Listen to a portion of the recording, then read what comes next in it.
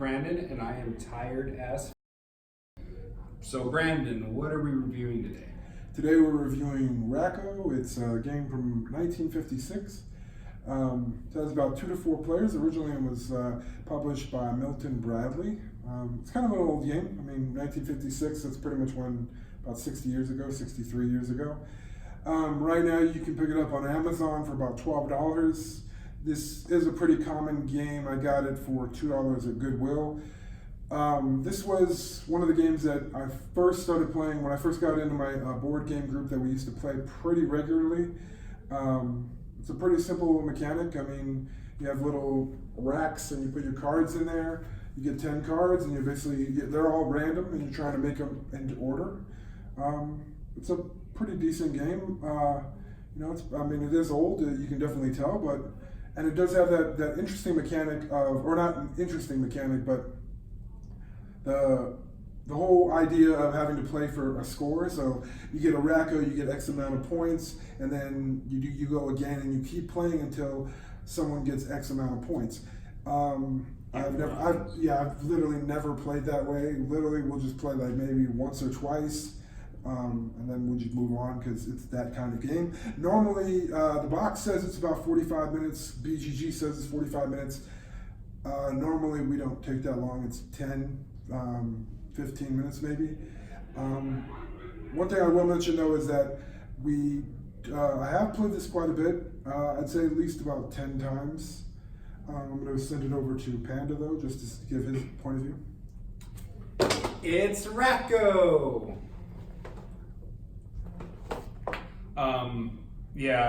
It is. It's simple, it's quick, it's really easy to learn.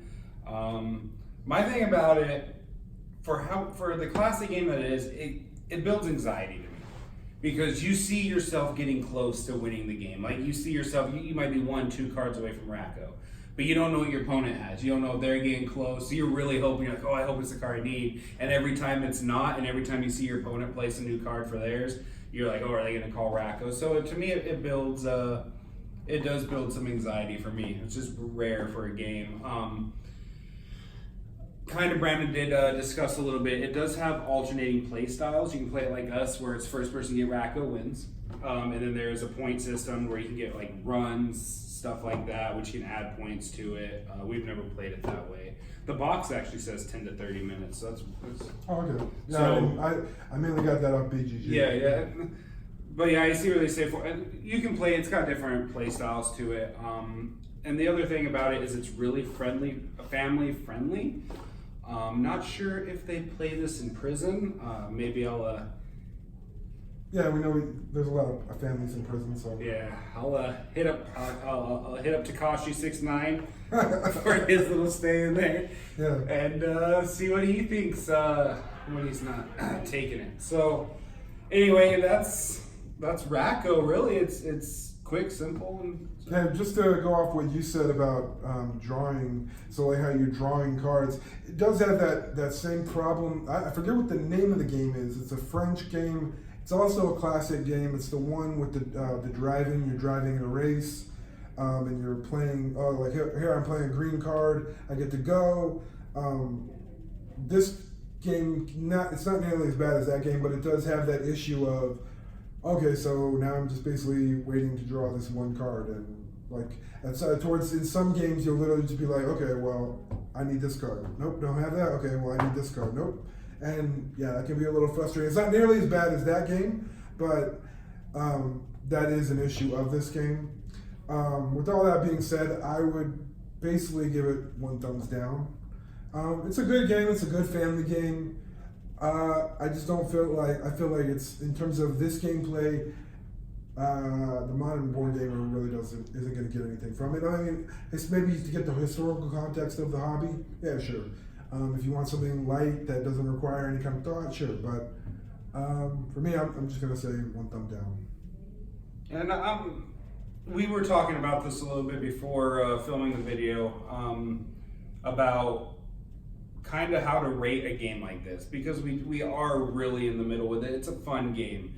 Don't get me wrong. It's easy enough. It is a family game, but maybe to break the ice, get into board gaming. This might be a fun game. It's going to be up there with your Monopolies, your Life, Stratego, games like that. But that's really all it is. Once you break the ice, you start getting into deeper, either heavier, or just more gem-like games. This kind of game is going to be on your shelf. You're not going to pull it down very often at all. You're going to be playing other games. But for this game, because he gave it a 1 thumbs down, I'll go ahead and give it a 1 thumbs up, really just to put it right in the middle. That's where we really fall on it. So this is Racco. This is what comes in the box. I can't bash a certain company, but it is kind of like Will Good. If you get it from Will Good, you might not actually get the game in the box, but anyway, somehow cameraman who doesn't have arms just threw a marker at me. Yeah, I mean, that's the really great thing about that movie is Will Good hunting. That's one of my favorite things, with Matt Damon in it. Oh, Matt Damon, great actor. Do you play board games, Matt Damon? Because we would love to get you in on our channel to help us review some things. That would be phenomenal. Yeah. Anyway, so it comes with 4 racks, 60 cards. That's all you need to play it. For you out there that are broke, you can probably make this yourself. Yeah, pretty much. Even a deck of playing cards, you could probably make this game. Take a marker, you can go to Dollar Tree, buy two decks. The only thing is the racks themselves. Yeah, the racks themselves would be a little pain. But here's the thing, guys, is go to Will Good so you can get the box, save the clue pieces for later, and make it yourself if you need to. Yeah, that's it. That's it.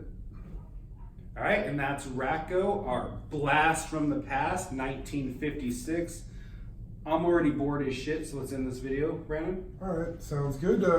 Just to reiterate, originally he said 1 thumb up, I said 1 thumb down. Together that's 0 thumbs. And just to let you know, if you want to follow us on Twitter, we did recently just start one called Real Nerd Nebula. And you can always follow me on Twitter, that's Board Game Bruh. It's like what, but with BRUH. And just pass it over to him. I did want to know, do you feel like the title is overly sexualized, or No. And how's the hemorrhoids? Yep, back to you, Brandon. All right. And then as before we go, I just want to say like, subscribe, and would it kill you to take out the trash? And just to let you know, I didn't choose the cardboard chose me. Carrots and peas. Yeah.